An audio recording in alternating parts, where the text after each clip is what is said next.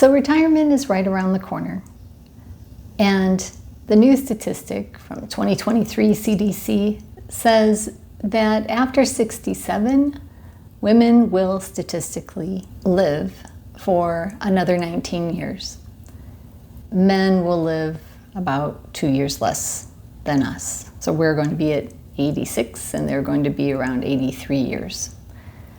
So that means that a lot of women will live longer than the men in their lives. This has all been a big change. Around 1900, the life expectancy was around 50 years. And then mid-century, mid-1900s, when Social Security started, the average number of years a man lived after retirement age was about 3.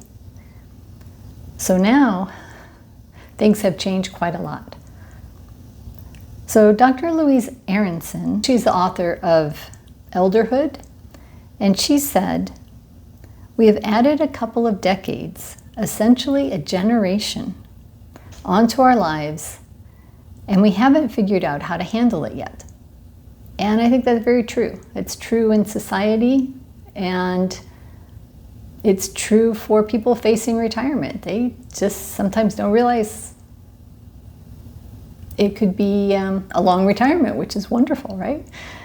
So that is the reality, and it's also a huge opportunity. I thought I'd tell you a story of my father-in-law, who was a very jovial British man, had a lot of jokes. He loved to play tennis, and he had a very dry sense of humor. And one of his favorite jokes was, "I'm going to die playing tennis or being chased by a jealous husband." A few years into retirement, he was playing tennis. He was in great shape. He was out on the tennis court. He threw up a serve, and he collapsed on the tennis court. He didn't regain consciousness, and he passed away, sadly, about 3 days after that. So after a while, I got to thinking. I remembered that joke, and I thought, and he did say it a lot, right? Law of attraction.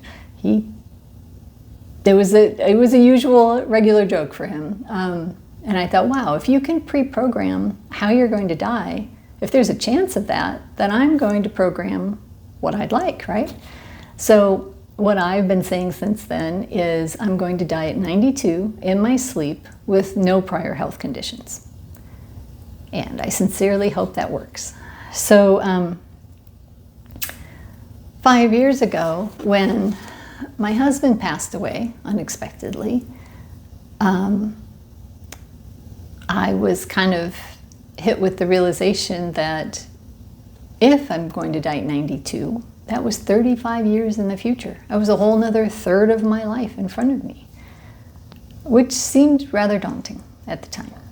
Big picture, it is quite a while, and it's something to celebrate as well as be aware of, right? We need to make some plans. We need to get real and make some plans.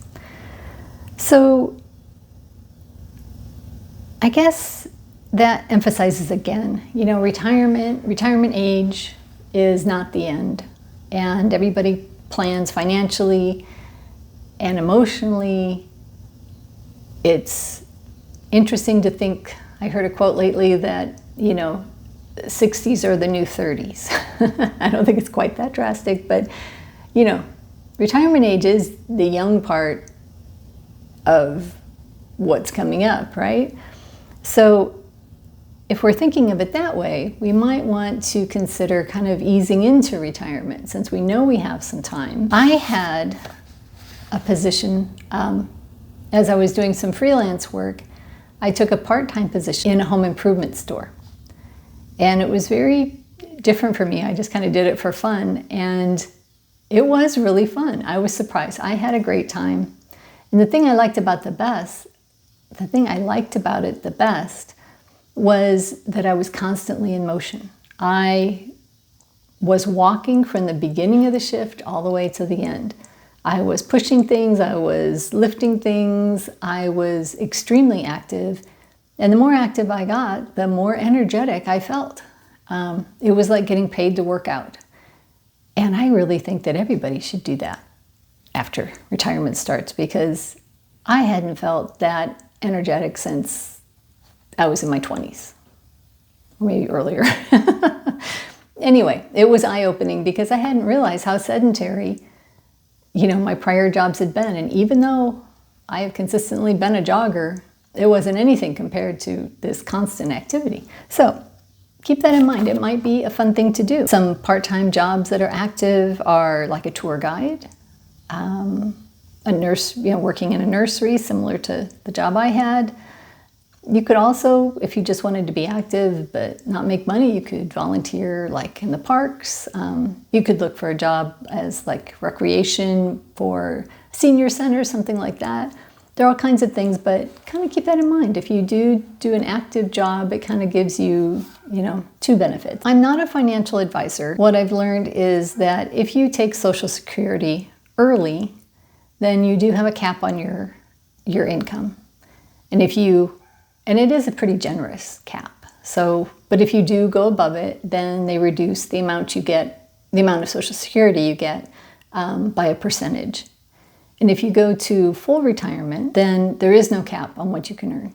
Now, of course, there's always going to be tax implications, so you definitely need to do some research, and I am no expert. It is a nice position to be in, to get Social Security and to get pay, to not be as reliant on how much pay you get, because you do have Social Security. So it's being retired, but not fully retired. So it's kind of like the sweet spot. So keep that in mind as maybe an option. Another kind of situation that's similar is a seasonal job.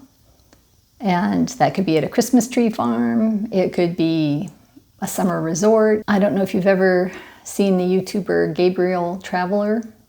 He travels all over the world. And I remember hearing, early on. So what he did to get started was he would work at a ski resort in the winter, and then he would travel every summer. And he would just take videos for himself. And then YouTube happened. So that shows you how long he's been doing it. But he's still at it. And I'll drop his link in the description below. But he's kind of an inspiration. Looking at this perspective of how we have more time, another way to approach it is maybe letting yourself dream a little bit bigger. Plan bigger than you had thought before. If you were just thinking of retirement and then you didn't know what to do, if you have a big goal, you could plan to do some type of work for like a 1-year time period or a 2-year time period to save up the money to be able to do a bigger thing. And that could be, some type of other place you want to live, because that's always expensive to move, and you might have thought you might not be able to do that. Also, if you have travel plans, you could plan to do that. You could take a round-the-world trip. It's always whatever is in your imagination, right? In retirement, you have an abundance of time. And so if you're working something that's not stressful, it could be fun, right? It could be fun, and it could let you achieve goals you thought were going to be unattainable. I have another quote here. This is Jim Rohn, and he said, "If you don't design your own life plan, chances are you'll fall into someone else's plan. And guess what they have planned for you? Not much." He's always funny, right? But I do think that this is especially true in retirement. A lot of times people don't have plans and they kind of drift into retirement. They seem to be at loose ends. And so other people see that, and either they're worried about them or they have a need and they think, oh, good, they have time, so maybe they can help me out, right? And I think this is another very important reason to make plans. Because if you make plans and you're excited about them, then you can share them with all these people. They would know that, you have something fun that you're looking forward to. Sure, if they need help, you can definitely help them out. You can adjust your plans. But, sometimes people do take advantage. And to avoid that, it would be a good idea to have some plans. Make sure you know where you're going, right? So the other flip side of that is if you share your plans with those people, they might just be relieved. They might say, wow, that's fantastic. I was a little worried. They don't say it, but they were a little worried about you. And now that they know that you are thinking of doing such and such things, or you're planning to maybe get some type of a part-time job, you have some plans, right? Once they know that, then they might just want to tag along with you, right? So they might be excited. You might say, hey, I've always wanted to go to Yellowstone or something. And then they're like, well, that would be fantastic. Maybe we could go too, and we can take the family, or, who knows what it would be. But I do think sharing your excitement and sharing the plans that you have can open up ideas for other people too, because sometimes other people feel stuck, and getting an inspiration from you might make a huge difference. We should also talk about, there are things you want in retirement, but there are also things you don't want, right? I guess it's the fears. So one of those fears a lot of times is, what if I'm not able to stay in my home and I want to?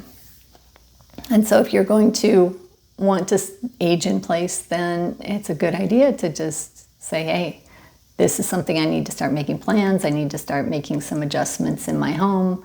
I need to set up some accommodations, or maybe move to a new place that does have better accommodations for possibilities in the future. Maybe you live far away from family and it hasn't mattered so much because you've been working and you've been busy, but now with a little bit more time, you're realizing that you'd like that support system nearby. So you could plan to, move closer to family. There are lots of possibilities, right? You could rent something, you could get a second home, maybe not.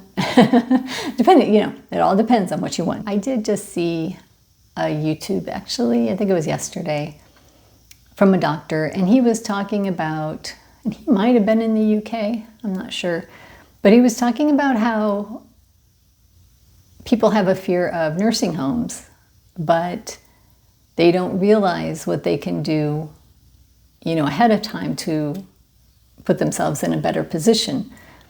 And he was saying the biggest thing that would get someone into a nursing home is lack of mobility, right? It's the ability to get up from a chair, to get in and out of bed, that type of thing.